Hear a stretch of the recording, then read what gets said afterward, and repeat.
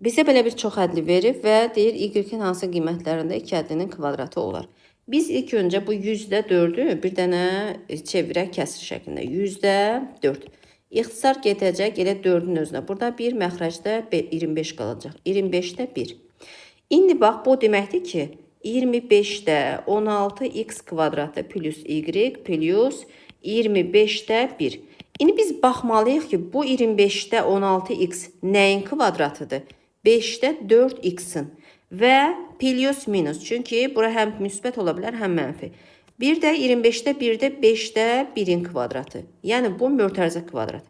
İndi bunu kvadrata yüksəltsək, birincinin kvadratı, yəni 25-də 16x kvadratı plus minus bunun buna hasilinin 2 misli. Yəni 5-də 4 vur 5-də 1 və vur 2 yazıram. Üstə gəl 5-də 1-in kvadratı 25-də 1. Baxın, birinci ifadə və axırıncı ifadə olduğu kimi qalır.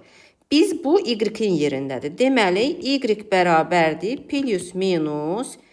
Vurursaq, məxrəclər vurursa 25, surətdə də 2-ni 1-ə və onu da 4-ə vursaq 8.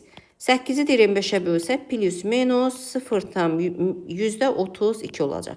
Deməli, y-in plus minus, yəni mənfi və müsbət 0,132 qiymətində bu ifadə 2 ədlin kvadratı şəklində.